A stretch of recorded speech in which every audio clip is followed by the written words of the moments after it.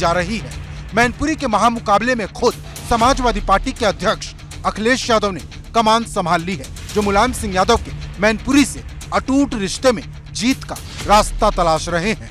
देश में कम नेता होंगे जिन्होंने पार्टी अपने सामने बनाई हो और जो सिद्धांत उन्होंने दिया है उनके ना रहने पर बहुत से अखबारों ने तरह तरह की बातें लिखी, उनके हर पक्ष को लिखा और एक अखबार ने लिखा कि अगर समाजवाद का कोई मास्टर है तो वो नेताजी हैं, जिन्होंने देश को समाजवाद दोबारा लौटाने का काम।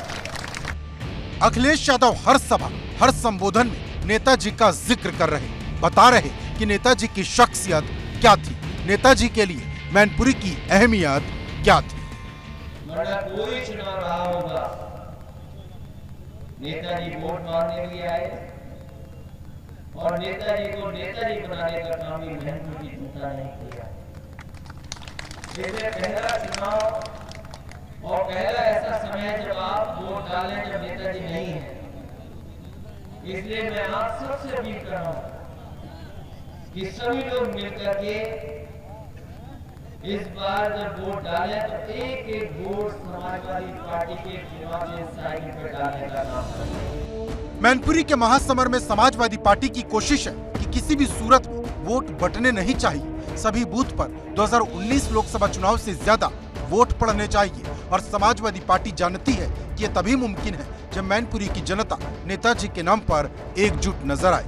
जाहिर है हर मंच से हर एक नेता के संबोधन में नेताजी का नाम इसकी बड़ी वजह है।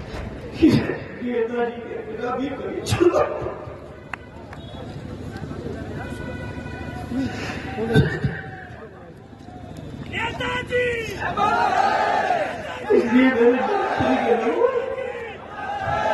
जिन लोगों ने नेताजी के बाद के चुनौती देने की कोशिश की है, अपने वोट के माध्यम से इतना भरपूर जवाब दे देना, मुंहतोड़ जवाब दे देना कि कभी भी ये लोग नेताजी के नाम का ढोंग न कर पाए। ये मेरी आप सबसे अपील है, प्रार्थना है।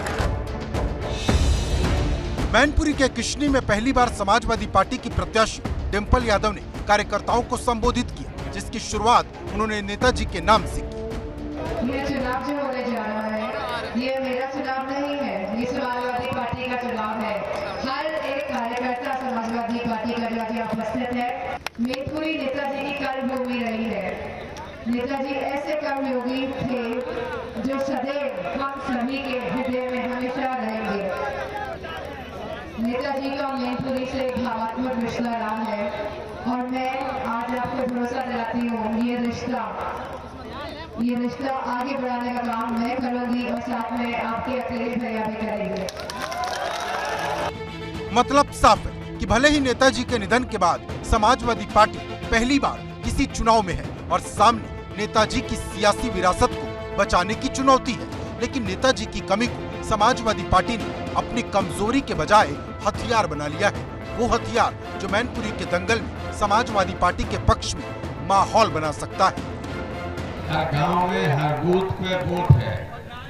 आपकी ये ताकत है कि अपने बूथ पे 20 वोट, 30 वोट, 50 वोट पिछली बार पड़े थे उससे ज्यादा डलवा सकते हैं। लोगों को जो रह गए उनके वोट डलवा सकते हैं। और आप जानते हैं कि 20 वोट का हर बूथ पर बढ़ जाना क्या असर करेगा। ये कोशिश कीजिए कि जो आपके लोग बाहर हैं उन सबको बुला लें। और दूसरे कुछ लोगों की ये धारणा होती है कि ये लोग हमें वोट देते नहीं। सारे लोग आपको वोट देना चाहते हैं। मतदाताओं को अपनी आप अगड़े पिछड़े दलित इसमें बांटने की कोशिश न करें। साफ है कि आजमगढ़ और रामपुर लोकसभा उपचुनाव में हार के बाद समाजवादी पार्टी पहले से ज्यादा सतर्क है और यही वजह भी कि समाजवादी पार्टी मैनपुरी में जातिगत समीकरणों को साधने की कोशिश कर रही है। साथ ही उस वर्ग को भी अपने साथ लाने की कोशिश कर रही जो आमतौर पर समाजवादी पार्टी का वोट बैंक नहीं माना जाता। समाजवादी पार्टी की कोशिश मैनपुरी के महासमर में दलित वर्ग को साथ लाने की है और ऐसा समीकरण बनाने की है जो समाजवादी पार्टी की रिकॉर्ड जीत का रास्ता तैयार कर सके। हालांकि समाजवादी पार्टी की इन कोशिशों पर मैनपुरी में कमल खिलाने का सपना संजोए भारतीय जनता पार्टी अलग ही परिभाषा गढ़ रही। प्रदेश के डिप्टी सीएम केशव प्रसाद मौर्य ने ट्वीट किया। उन्होंने लिखा, मैनपुरी में सपा का किला ढह रहा है। सपा मुखिया अखिलेश यादव जी सहित सपा को मतदान के पहले चुनाव में सुनिश्चित पराजय का एहसास हो गया है।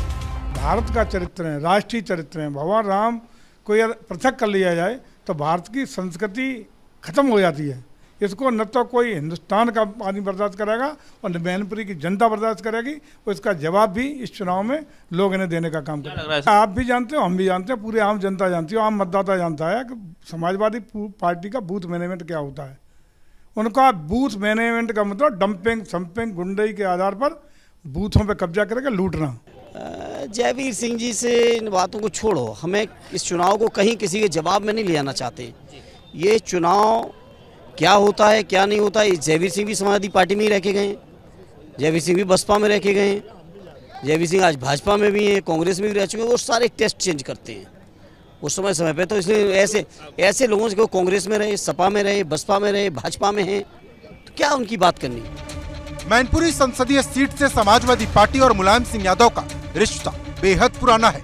1996 में पहली बार जीत के बाद इस सीट पर कभी भी समाजवादी पार्टी की साइकिल की रफ्तार धीमी नहीं पड़ी, तो भाजपा का कमल खिलाने का सपना आज तक पूरा नहीं हुआ। ऐसे में भाजपा उपचुनाव को मौके की तरह देख रही, तो समाजवादी पार्टी नेताजी के नाम और उनकी विचारधारा को जीत का रास्ता मानकर चुनाव के मैदान में है। Bureau report, ABP Ganga.